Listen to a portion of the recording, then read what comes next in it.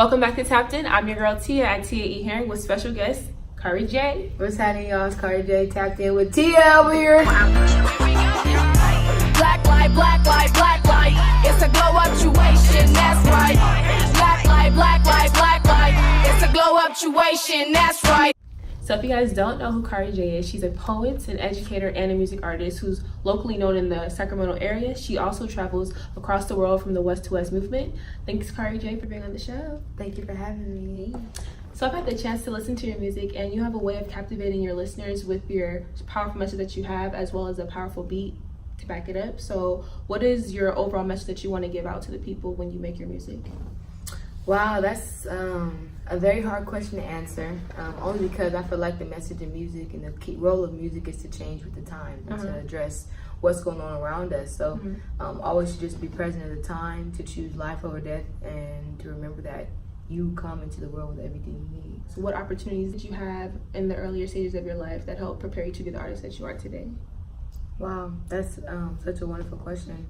I was born and raised in the church, in the Pentecostal church. My mother and my father were both ministers, musicians, and choir directors. Yeah. So like our family is very musically inclined. We sung praise and worship, sunshine band, children's choir, big choir, all the choirs, we was in all the choirs.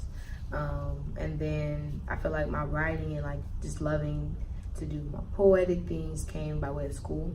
I had some teachers who were poets. I didn't even know they were poets, and I met later in the artist community, but they were like inciting in me to write and to begin creating my own written works. And then I remember having maybe 1 year in high school, my sophomore year in high school. I linked up with Luke Taylor, who was like, you need to be competing in these poetry slams. And so I started slamming. And so one by one, I was like meeting different people in the community. I think my greatest resource is my community. My greatest resource is my network. And I feel that people have been like guiding me since I was a kid. Just doing different stuff with my family. It was like different artists who seen me as a young girl and was like, you should be writing, you should be doing this. It's a gift. It was blessed. I was blessed to be around people who seen something in me, to invest in me. And they did. What most memorable performance that you have done so far? Like, man, what's your most memorable one? Man, I was in Sony Sanchez's house in Philadelphia. And and she performed a poem. And as she was performing, I just began to cry. And she asked me to spit a poem right back for her. And that was probably the best thing. My mentor, spiritual mother, Rolanda Wilkins, she runs Earth Mama Healing. She runs a girls program, and she runs the Quality of Life road trip. We drive cross country. When I was like a junior in high school, we drove cross country, and we ended up in Philadelphia at Sister Sonia Sanchez's house. And when we got to Sister Sonia Sanchez's house, she performed for me, and I performed for her.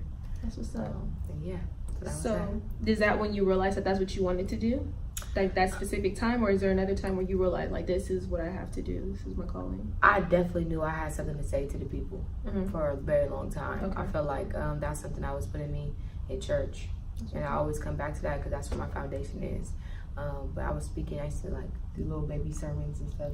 So you did? I used to do that little too. Baby sermons, right? Little baby sermons and little stuff like that. So I always felt prompted to speak to the people, on behalf of the people, being a voice and just like a representation for like what was really going on, what people really needed.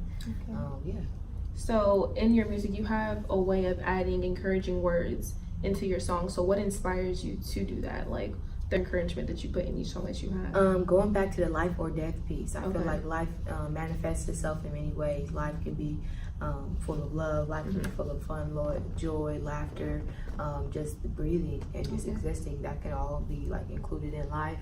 And so I want to make music that represents and replicates like the best of ourselves that we have to offer, and inspiring folks to live the best that they are. Specifically, my voice that I feel like I have, and I speak directly to young Black people.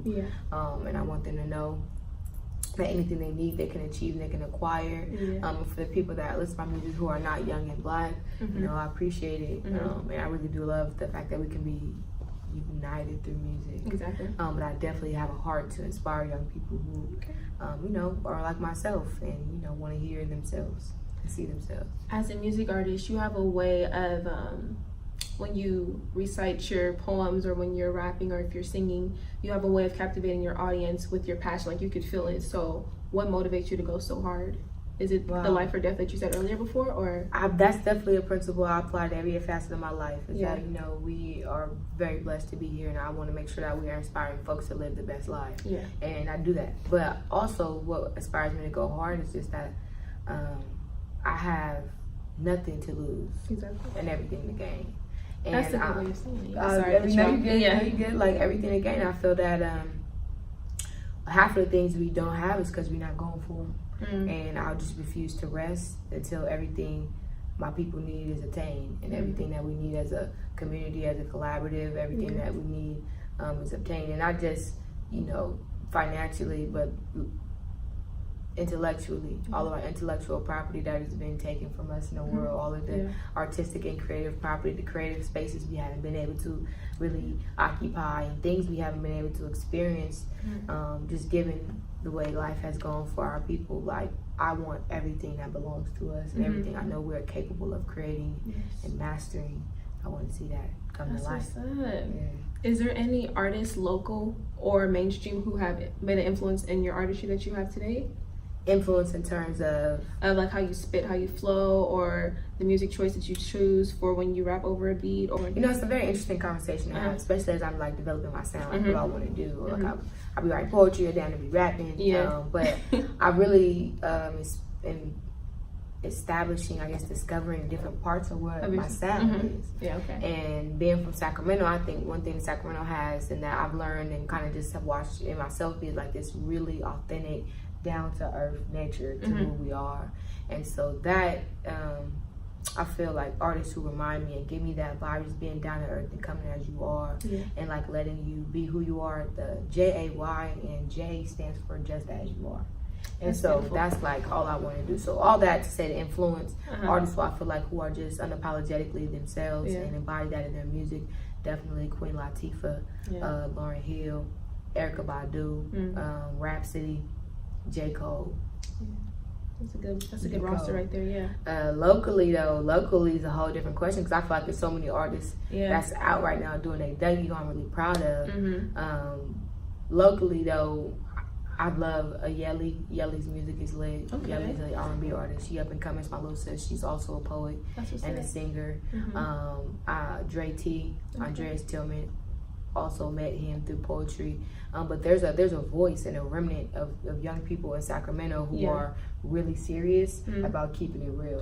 And you can feel that. And so that's what I hope to have been influenced by most, more than anything. It's just this authenticity of ourselves that can be relayed in our music, whether the song is upbeat or very emotional. You just know that this is the real. And that's what I hope to do. I expressed earlier how you were part of the West2West Movement. Can you shine some light on what that is and the purpose of it? Right. So I'm a part of it. I'm also the co-founder of the West2West Movement. The West2West Movement is a community organization that facilitates the exchange of education, resources, and culture between the West Coast of California and the West Coast of Africa. So we run a Saturday school in Sacramento and soon in LA. This summer we launched in LA, where we have children between the ages of 5 and 18 that come to Saturday school. We have experts, Black people from the community that come all around. They teach them different things, from African drumming, trees, Spanish, science, math, history, Black history, real Black history that we learn from our college institutions. We bring it back. We had to bring it back to the hood one time. So really just taking the knowledge we've gained from these institutions and our in our travels, and bringing it right back to the babies in Sacramento and Los Angeles. Really secondly, we also conduct trips back to Ghana, which is the first place of many that we hope to go. As the years go along, we're really connecting folks in the African diaspora and allowing for everyone to see that we are way more alike than different. But we'll never get that knowledge or have that understanding without being able to travel and see each other and know each other and fellowship with each other and be like, wow, you're in Africa, but you look like me, and your mama look like my mama, and we down here, cook the same food. So, how are we connected? And you'll find that we are more alike than not. So that's our mission in the West2West Movement, for us to all understand that we are African, not because we were born in Africa, but because Africa was born in us. That's really beautiful. Kwame and Nkrumah. Okay. How long has the movement West2West been established? How long have you guys? So we've been established since January 1, 2018. So we just hit a year of operation. Yes. So what opportunities has the West2West movement given you? through sharing your message? I would definitely say West2West has given me the opportunity to really serve. Okay. I have been always in other people's programs, you know, like always going, always attending, always doing different things. But when you get to a place where you want to create something, it's almost a blessing to be able to curate and create a message that you want to give out. And so West2West has given me the opportunity to be held accountable as a community resource to my people. It has given me the opportunity to define and refine like who we are as a people, and what does our vision look like, what does our trajectory look like, what's the future of our people. West2West has given me the opportunity to like actualize those ideas and think about like, okay, this is what I want to do, but then how are we going to do it? What are the modes of, you know, production that we need? So that's West2West has really allowed for me to take all of my knowledge to the next level and make it more practical, and begin to look at like, what kind of life do I want to be living? Where do I want to be living? How do we move in and out of the world? What are our global identities, and like how are we fostering those as we exist, you know, right here in the heart of Sacramento? For those who are just finding out about the West2West movement, how can they join? Is there a way they can join? Is there a way they can so the movement really is family. You know, we have the Saturday school, which is actually will be ending very soon and coming back in the fall. But we definitely will have summer training sessions for anyone who's interested in working with children. You can visit West2WestMovement.com. And there you can see all of our information, how to travel with us, how to work in our school, how to just stay in touch and join our newsletter, which will be coming out very soon. So we just appreciate the opportunity to be here. And, you know, the opportunity to let people know what's going on.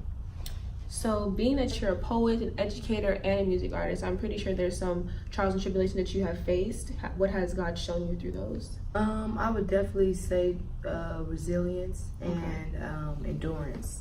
That the things that we really need are not going to be easily attained.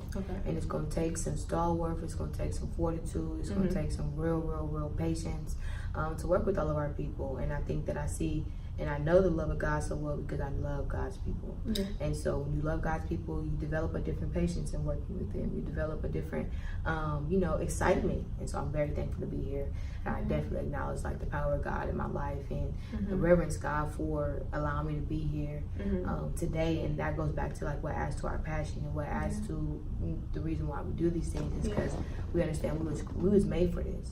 So you dropped a visual and a song called Blacklight earlier this year. Can you give us the meaning or the significance of that video? Give us the background story behind it. Blacklight was a song that I had the opportunity to make with my brother Cameron Eugene and Jabari the Great. Jabari the Great made the beat, and Cameron Eugene, he did the session. He helped me write a lot of the content and helped me like figure out what voices to use. So like we got Sister Soldier and Sada Shakur talking in that song. That was them? That's Sister Soldier and Sada Shakur talking in that song. And so Blacklight really is a message and reminder that we shine through darkness. And that like neon light, they shine in darkness, they thrive in darkness. I feel like that's what we have to remember, is that dark don't always mean death. Dark don't always mean the end. Dark doesn't always mean you know, the absolute worst. We really shine in darkness. And not to associate or antiquate like darkness and blackness to like our ethnic or our culture, but the idea that you can be going through really dark stuff and still find a way to shine a light. Okay, that's what's up.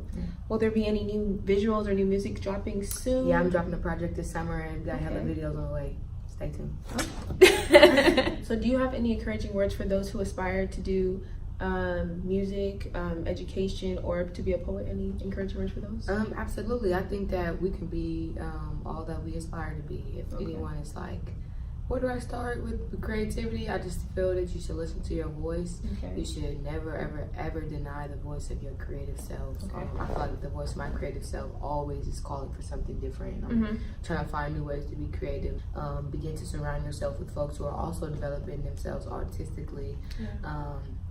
And then just do it. Go do something. Go perform. Go to an open mic and see how you sound. Listen to yourself. Record yourself. Get in the mirror and get very intimate with yourself and your works in your craft, because you know you control that. Is there anything that you want to let us hear? A little something? Oh, for sure. I just want something that's good for my soul. I just want something that's good for my soul. I just want something that's good for my, good to my, good for my, good to my. I just want something that's good for my soul. I'm questioning whether you're still close to me or the younger, more complacent version that seemed to be more popular. The apologetic, timid, here to help sister that everyone knew, but they don't know me no more. Still helpful, just less apologetic. Still timid, just less accepting of your bullshit. Don't worry though, I'm still woke, I'm still down for the people. Just not going to tolerate the toxicity of your ego. I've moved to places that only God and I know, where God speaks in tongues that I only understand. That God speaks to me on the end of the Father's whims are me and God, and she is not him. She speaks in parables and prophecies, but mostly in poetry. My hands guided by a grace only a woman could exhibit. Power that's passed from wombs, not resurrected from tombs. She is creator and I'm learning her language. Young goddess-ship, learning how to harness a power in a world that does not acknowledge it. Finesse systems for black women in white colleges. I'm looking for something that's good for my soul. That was beautiful, sis. Thank you. That was beautiful. What's the name of that? That's called Soul Food. Soul Food. Snaps. Okay. I thank you again, Kari Jay, for being on Tapped In with me. Is there any last words that you want to share with the people? I'll just thank you so much, Tia, for having me and staying tapped in and creating this platform for Sacramento artists. If you would like to stay tapped in with me, my Instagram is at the real REAL Kari Jay KARIJAY. West2West Movement is West2West Movement at gmail.com. That's our email, and our ad is at West2West Movement. Okay. And you can stay tapped and tuned in with us on social media. Y'all, thank you so much for having me. No problem. And then also, what do you have a SoundCloud or YouTube channel, like where you have your music? YouTube is The Life of Kari Jay. Okay. The Life of Kari Jay. And then SoundCloud is soundcloud.com/Takarra Johnson. Well, until next time, I'm your girl Tia at ealier, and this is Tapped In. Bye, y'all. That's right down, I'ma come back quicker. Boss lady in town, who gon' pull up with her? Show me if you down, show me if you handle business. Just calculating these winners, distributing to the children. Blackness is greatness, it's a celebration. We shining in darkness, it's a lituation. Like a movie, I'm watching.